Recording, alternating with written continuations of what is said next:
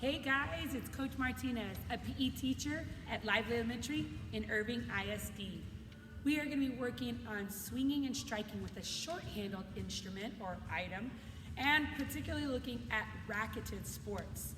We're going to use this racket to represent all racket sports, and this racket is from a sport called tennis. That's right, tennis.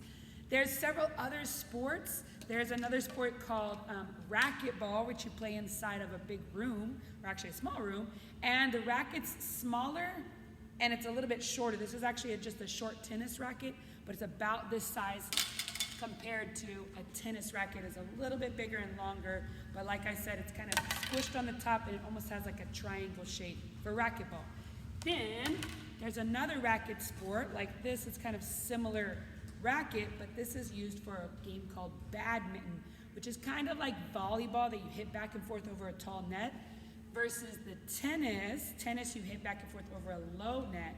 In our badminton, we use a little item called a birdie, and I try to draw a picture here. It has kind of like feathers at the top, and it has a round, kind of a half of a ball, but like one of those super ball, bouncy balls. It has about half of that, a semicircle you could say. And it kind of floats and flies different as it goes back and forth over the badminton. But both of these, whether you're using a tennis racket, a badminton, you're striking with this part, the inside, it's called the face, we'll see in a second. And you are hitting up in badminton, up, and in tennis, you're hitting more of an out motion. So let's look specifically at tennis. We're gonna use a tennis racket. Maybe you have a tennis racket at home or some other kind of racket at home. And even if you don't, you can use an item that you make at home. Maybe a fly swatter is similar. Maybe if you have just a paper plate and you tape a stick on the back of it, or like a paper towel tube or something like that on the back of it, or anything that has kind of a round circle-ish motion with a stick on it, you can use that to practice and play with. So this is my tennis racket, and a tennis racket actually looks kind of like you. It's circular right here, which it has a head, that's right. Right here is its face, just like you have a face. And we have to be real careful and gentle to not touch it or push it or poke it, just like you don't touch or push or poke your face. And then right here at the bottom of the head, just like us at the bottom of the head, is the neck. And you want to make sure when you're holding it, you hold it down low on the handle. You don't want to choke up on the neck, that's what they say. Just like you wouldn't choke someone's neck, you don't want to choke up on the neck. When you are holding, you're going to hold it down towards the bottom in the hand that you write with. The hand that you write with is called your dominant hand. So you want to put it on your dominant side. And when you hold it, you grip it like you're shaking someone's hand. So hello, Mr. Racket. There you go. When you do that, your wrist is nice and strong and firm. Your thumb is going down the edge or the side right there. And then when you look at it, you're going to look at the line right there. So it's not on the face. You don't put the face to face. You have it in the line. Good. And then we go into what's called ready position. So you definitely want your feet shoulder width apart. You're able to move kind of quickly up and bouncing, because in tennis, you don't know if you're going to have to quickly go right or left or forward or back or side to side, or move forward and then hit and then go back and then hit. So you have to be on your toes at all times. So ready position is really important in tennis. Then I want you to take your hands and open it like this. This is called an anatomical position. Let me just show you here with just my hands. Your racket should be in the hand that you write with. So if you're using this hand, your racket's over here. Or if you're using this hand as your dominant hand, this is your racket over here. All right, I'll represent it here for me. Whichever side you're holding on your dominant, that's called your forehand side. When you swing in tennis, you either use a forehand swing or a backhand. We'll look at it in a second. Forehand, or fore, like where your forearm is, that means the front, or what's facing forward.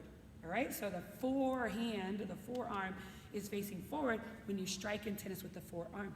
So here's what happens with the forearm. It's on your dominant side. You step with your opposite foot, so your non-dominant foot. That turns you to the side, kind of like we learned in baseball. Then you bring it from kind of the back area, almost if there was a line or a wall where your back shoe was, and you swing and strike it forward. Then, boom, hop back to ready position so you can get going again. Try it again, forehand. So take a step, bring the racket to the back, and then swing the racket forward. and jump back to ready position. Try that again. Forehand, step, turn, swing. Ready position. Forehand, step, turn, so you can bring that racket to the back, and then swing. Ready position. Step, get that racket in the back, and swing forward. Good, that's called a forehand on your dominant side.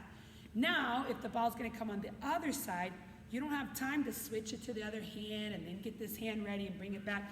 You have to keep it in the same dominant hand. You just have to reach across your body to be able to hit a ball that's coming on the opposite side. So if you look again at your anatomical position here, my racket's still in my dominant hand. I reach across my body to the other side. I'll still take a step so I can get some good strength and power. And I'm still bringing it from the back and sweeping it to the front. So let's look at that again. That's called your backhand. First, take it, reach across your heart. Kind of like the stretch and exercise that we do like this. You just don't need this hand pushing your elbow. So you're reaching across, then you take a step forward, and when you do that, that's the same side foot. So for me, that's my dominant foot, and that's my dominant arm that I'm using. So same side, I'm reaching across to the back, and then I'm gonna sweep it forward, striking it, and then hopefully hitting the ball. Let's try backhand again. Ready position, nice good firm grip. Step, back, swing. So it's going across your body. Ready? Reach across, bring it back, swing. Try it again. Reach across, step, swing.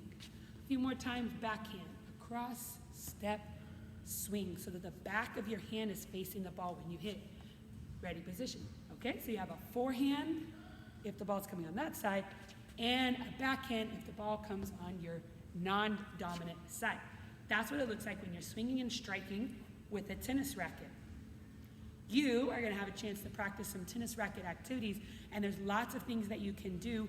We will provide some here for you, but also check out netgeneration.com, who has a lot of the tennis activities for you with a racket, just some skills and drills. It's not even just playing tennis. You're going to practice being able to demonstrate key elements in manipulative skills. So demonstrate, we already know, means to show. Good. Key elements are kind of the things that I just taught you, the main parts of the movement. So as you're working and practicing, make sure you're showing those key elements. And the word manipulative, we use that a lot. It means to be able to move or to change something with control. So I have a racket and I'm moving and I'm changing it with control. At some point you might have a ball. The ball ran away over here.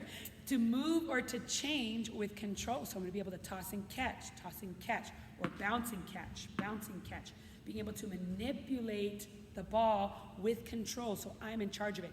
Same thing when we're doing hand dribble in basketball, or foot dribble in soccer. Same thing when we're volleying it back and forth in volleyball, and so on. We also have been working on several striking things, like striking to swing and make contact with control. And we've been using our body. We've been working on short handle, and soon we'll be working on long handle. So tennis and other racqueted sports are part of the short handle, and as you work and play today, you're going to be demonstrating those key elements in manipulative skills. Let's get some practice.